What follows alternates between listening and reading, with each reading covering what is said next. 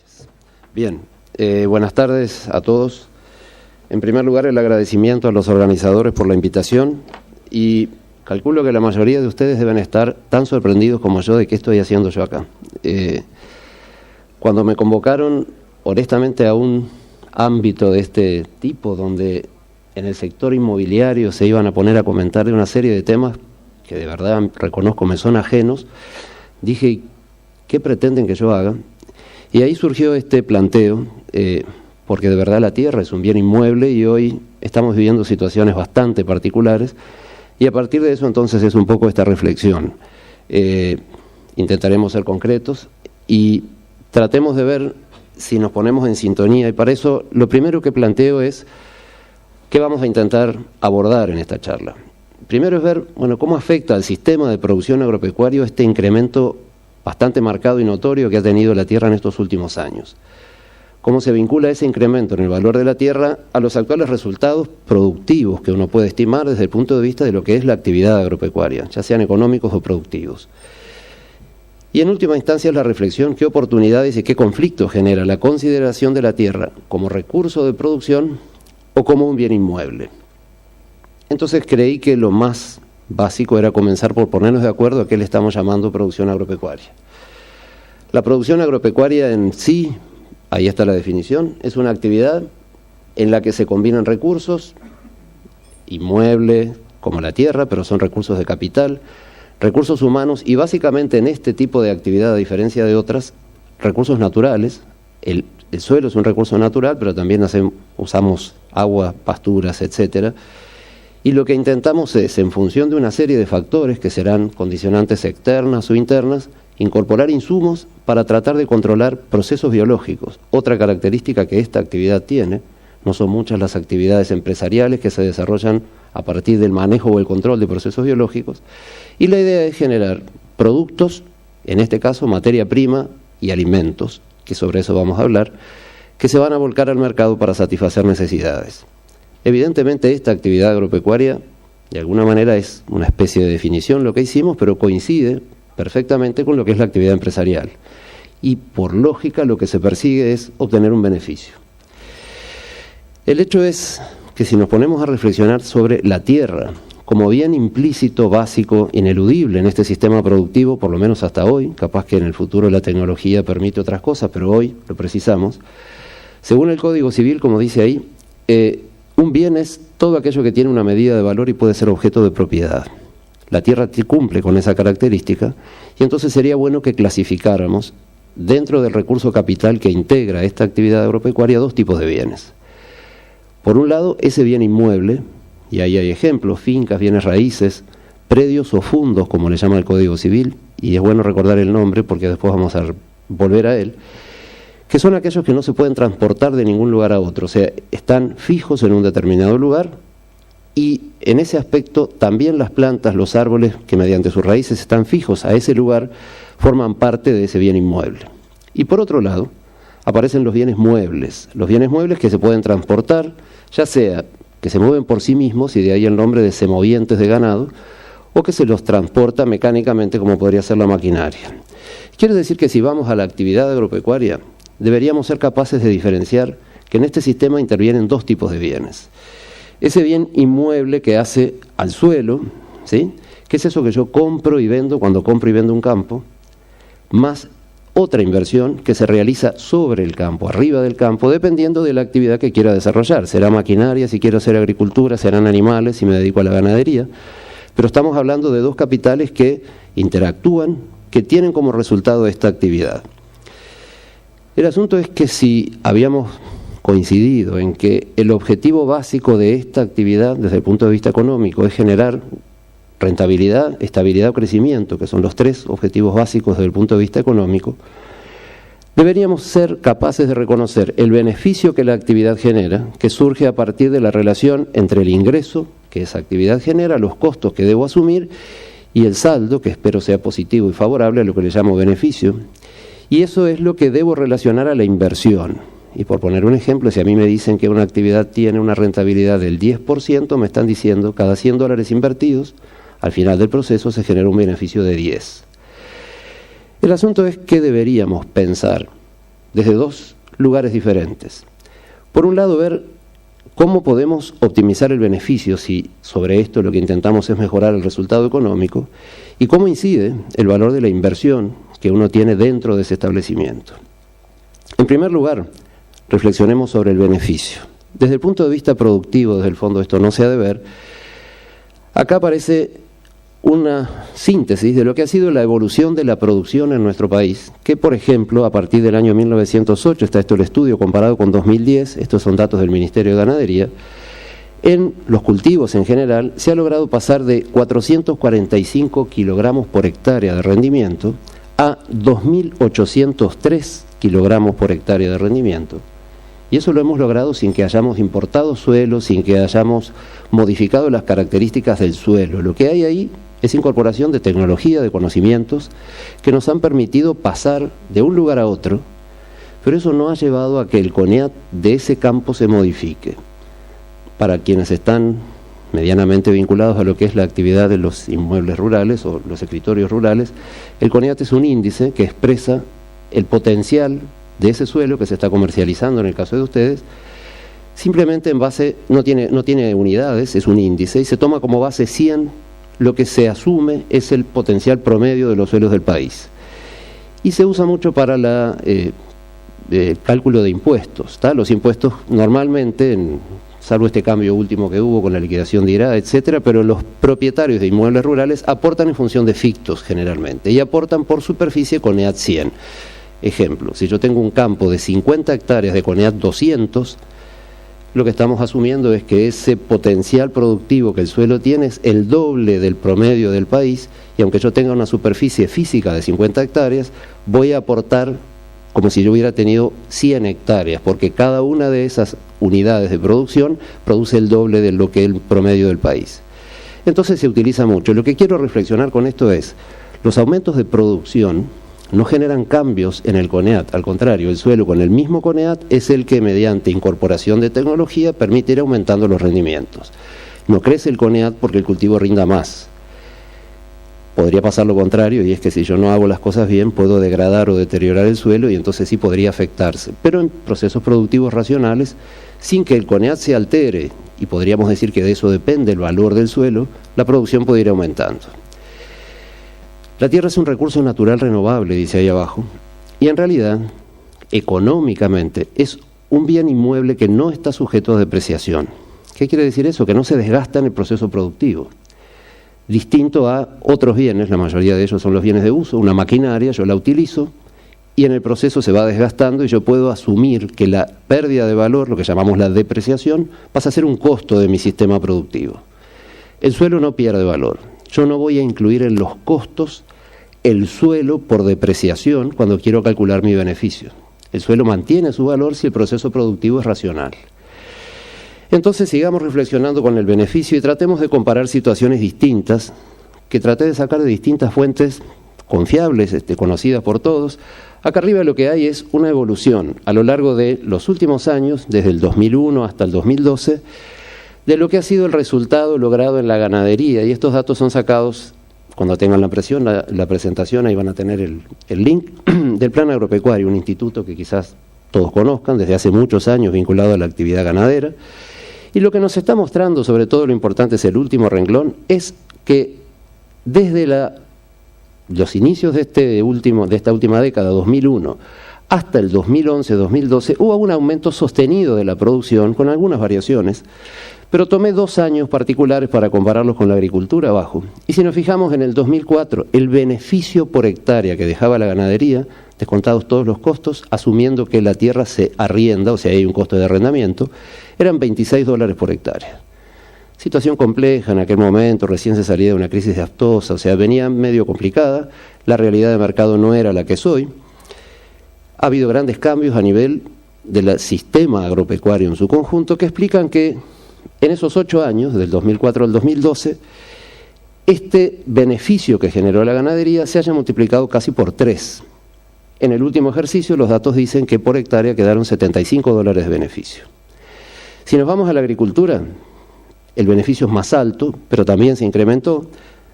El que sea más alto el beneficio indirectamente me está indicando que la actividad es de mayor riesgo, ¿sí?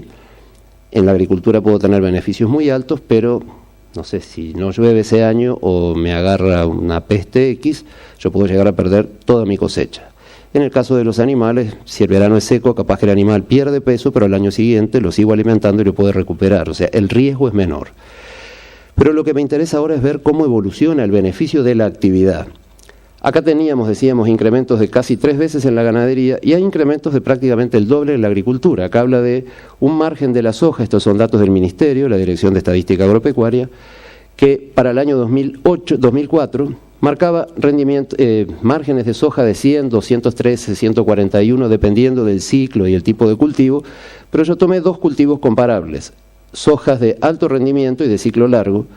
En el 2004 me dejaba un margen de $213 por hectárea y en el 2011, 386, se duplicó prácticamente.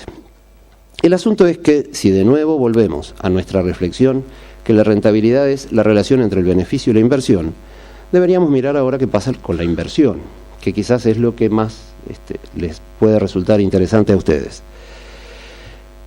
Esto es, también datos del Ministerio, la evolución en el precio de la tierra desde el año 2000 hasta el año 2012, junio de 2012, o sea, el primer semestre. Si miran, cada hectárea pasó en promedio, y ahora vamos a ver otros datos, de $448 a 3.419. Esto que está acá es la gráfica que construí yo mismo con estos datos, haciendo la gráfica en Excel, y esta es la pendiente, que es algo así como la montaña rusa más o menos. Es un gran repecho en estos últimos años que está indicando que esa inversión crece, cada unidad de suelo, cada unidad productiva vale cada vez mucho más, y lo que hice fue tomar la misma relación que con el beneficio. Comparé el valor promedio de la tierra en el año 2004 con el 2011, que era lo que estábamos comparando, y me da que el incremento es de prácticamente 5 veces en el valor de la tierra. Y eso nos genera una situación bastante particular a quienes tratamos de medir resultados en el sistema de producción agropecuaria. Si yo tengo que la rentabilidad es la relación entre el beneficio y la inversión, y entre el año 2004 y 2011, el beneficio en la ganadería se incrementa casi 3 veces, en la agricultura pasó a ser el doble, pero la inversión se incrementa en su valor 5 veces, si el numerador aumenta menos que el denominador, la rentabilidad baja. Y realmente eso a un productor que es dueño de un establecimiento no le representa lo que él está sintiendo. Si él es dueño del establecimiento, él siente que hoy vive de un beneficio que es 2, 3 o 4 veces mayor y su patrimonio se multiplicó por 5. Si al hacer la división el número decae, lo que yo le diría es que no haga la división para no preocuparse, porque en realidad su situación es muy buena. Si mi patrimonio se incrementa más de 5 veces y sobre eso yo realizo una actividad que genera un beneficio que es el doble o el triple de lo que antes hacía, y eso no me está indicando a mí al menos, no me hace sentir que mi rentabilidad del negocio está bajando. Pero la realidad sí es así para el inversor. Quien viene de afuera, para poder aspirar a esos beneficios que puede dar la agricultura o la ganadería, hoy tiene que estar dispuesto a invertir mucho más dinero en la compra de campo. Eso es un poco lo que sí me interesa que reflexionemos juntos cuando miramos el campo como un bien inmueble, porque quizás sea un argumento para los que de ustedes estén trabajando en negocios rurales que justifique el por qué, aún a pesar que quien viene de fuera del sector debe estar dispuesto a invertir mucho más por cada unidad productiva, porque el campo aumenta de valor, sigue siendo un negocio atractivo, aunque la rentabilidad haya bajado. El asunto es, habíamos dicho, hay bienes de uso y bienes de cambio en este proceso productivo. La tierra es un bien de uso, la tierra es un inmueble no sujeto a depreciación y se considera lo que se llama capital fundiario o de inversión. Sobre la tierra es que yo agrego, dependiendo de la actividad que realice, maquinaria, ganado, alambrados, eléctricos, etcétera, bebederos, y eso es un capital que está vinculado al sistema de producción o a la explotación que voy a realizar. Y si lo miramos así, se podría calcular lo que hoy se calcula en nuestro país, una rentabilidad operativa, que lo que vincula es el beneficio de la inversión al capital que hay puesto sobre el campo para producir y trabajar.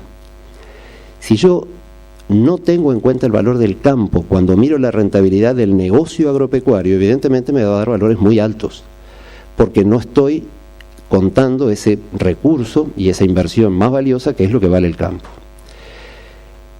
Cuando la mayoría de los técnicos empiezan a trabajar desde esta lógica, parece que estamos dejando de lado algo sumamente importante, que es lo que el campo vale y lo que es la inversión en tierras. Y justamente ahí es donde vale la pena que reflexionemos. Esto muestra gráficamente la evolución, la misma que habíamos visto hoy, pero esta gráfica no la hice yo, esto la hicieron en el Ministerio, desde el Departamento de Investigación Estadística, entre la década del 2000 y 2011, y ahí se muestra en azul la evolución del precio de la tierra y en negro la superficie vendida. Evidentemente, a medida que crece el precio, la superficie vendida es menor, pero nos permite hacer otra reflexión. Ese valor promedio, disculpen que andaba en unos 3.300 y algo a fines del 2012, en realidad es un promedio entre situaciones muy diferentes y muy extremas. Este mapa nos muestra regiones en función de los rangos de precios de la tierra según su color, y si se fijan hay zonas donde este bordó más oscuro, la tierra llega a valer más de $10.000, ¿sí? Es que el uso de la tierra no se restringe solo a la actividad agropecuaria. Yo no me quiero extender, me lo pidieron y además creo que es válido, pero sí les quiero hacer un comentario. En un curso X, no importa el lugar, un alumno comentaba que su abuelo tenía un tambo en la zona de Carmelo que vendió a más de $15.000 la hectárea, que hoy forma parte de un campo de golf de un hotel famoso que hay en Carmelo. O sea, la tierra puede tener múltiples usos.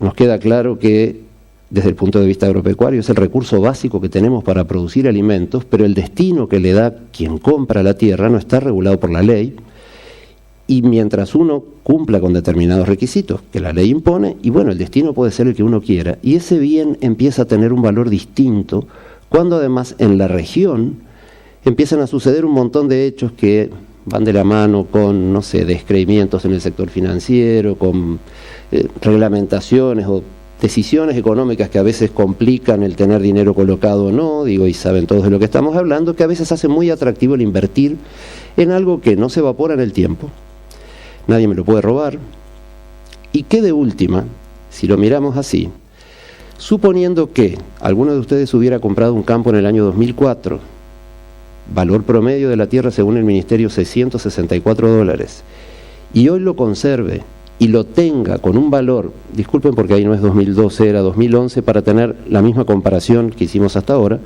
en el 2012 valía 3.419, en realidad eso es igual que haber colocado ese capital a un 22,7% de interés. Si yo hubiera puesto ese dinero en plazo fijo, yo hubiera tenido un 22% de interés anual sobre la capitalización, que explica que yo haya pasado de $600 a más de 3.000. Pero además, eso no es lo único que puede resultar atractivo para quien quiere invertir, porque ese campo se puede arrendar. Y estos son los valores de renta, que en nuestro país tenemos hoy. También esto es resumen. Dependerá el precio que uno puede cobrar por la renta del destino productivo, toque el retroceso, no el láser, del destino productivo. Pueden ir desde más de $300 para la agricultura en cereales, $62 para la ganadería, pero el promedio de todo eso son $152. Y lo que a mí se me ocurrió hacer fue relacionar el promedio de la renta al promedio de la tierra, e independientemente del incremento del valor del capital invertido, uno al arrendar el campo obtiene una rentabilidad del 4,9%, de acuerdo a estas cifras promedio. Entonces estamos hablando de dos negocios diferentes.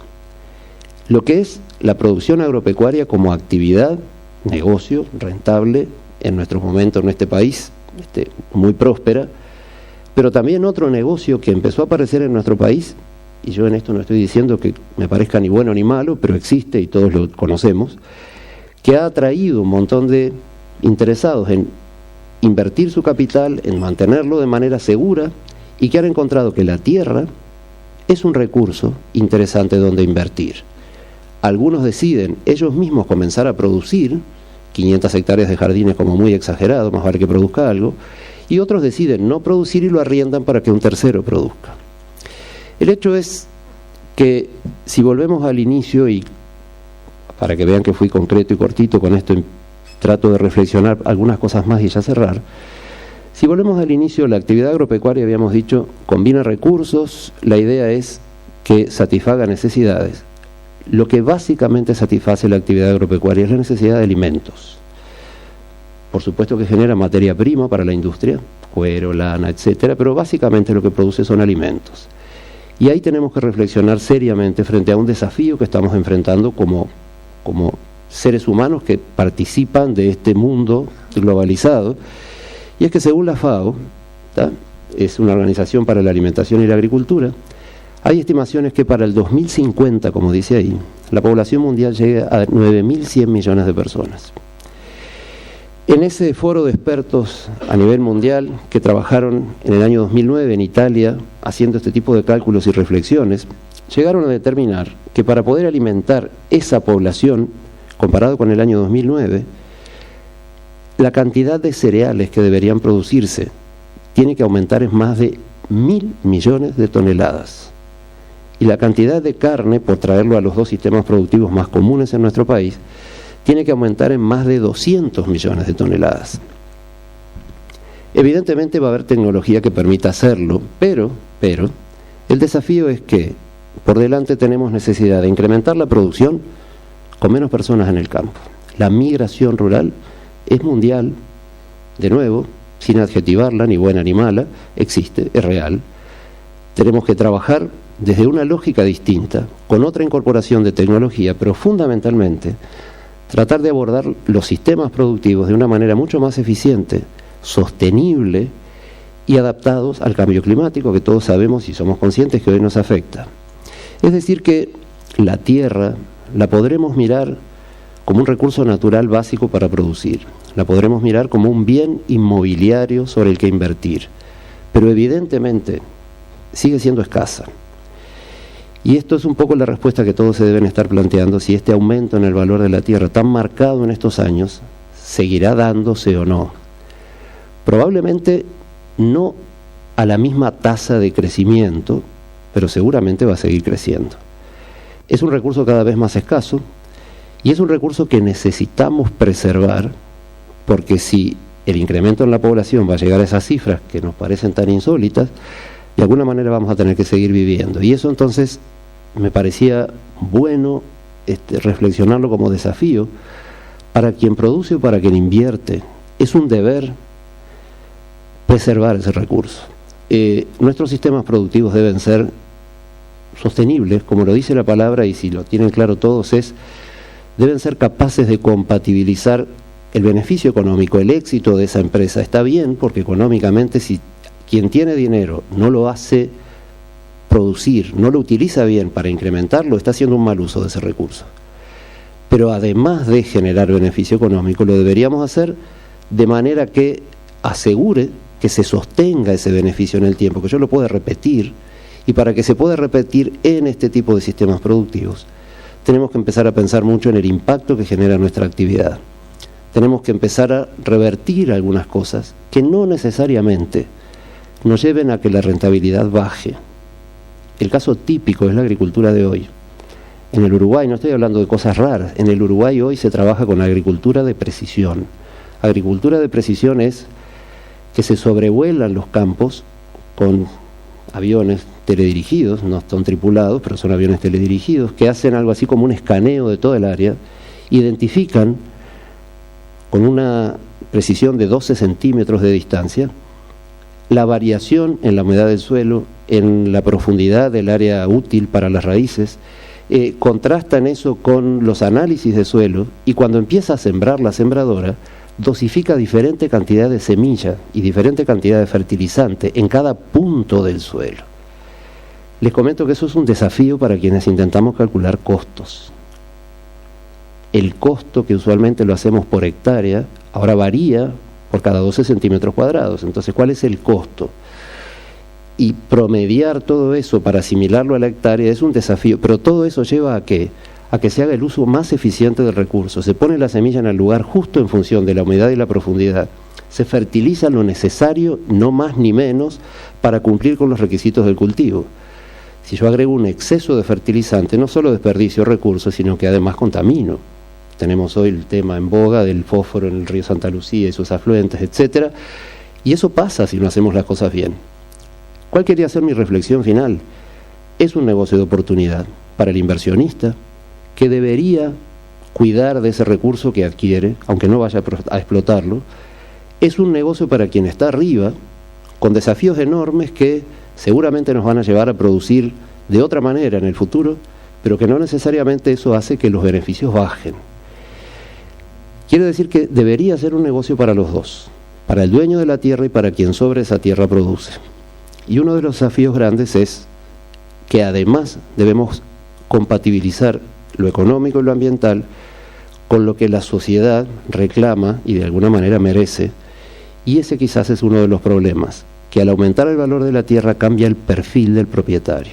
Ya no es el productor rural tradicional, es quizás un inversor que viene de otras áreas, que es el dueño del campo, que tiene que aprender a convivir con un productor que arriba de ese campo va a empezar a trabajar y producir. Y ese problema social, ese conflicto social, hay que poder abordarlo de la mejor forma posible, para que los sistemas productivos se sigan desarrollando, para que esta inversión de inmuebles rurales siga valiendo, pero para que de alguna manera podamos seguir teniendo este recurso necesario para el futuro.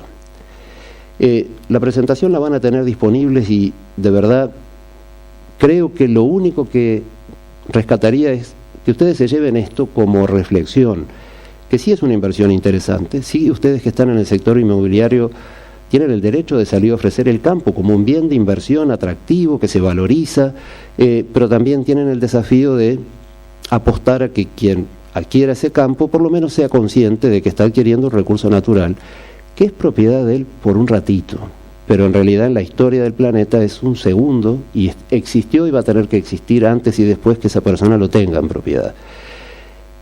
Bien inmueble, recurso natural, hoy por hoy el Uruguay es bastante codiciado en ese sentido y tenemos sobre todo, y en las charlas anteriores sobre todo Mario Stefanoli lo decía, tenemos un sistema legal que respalda bastante todo esto. Somos más confiables en la compra y venta de inmuebles que otros países de la región y eso atrae a muchos inversores, ¿sí?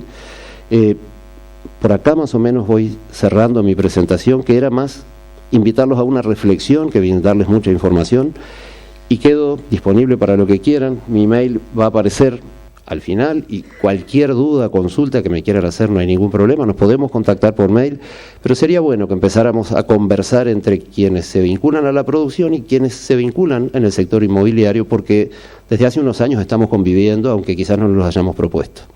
Les agradezco, no sé si hay espacio de preguntas, yo no tengo problema, pero no quiero alargar ni complicar. Sí.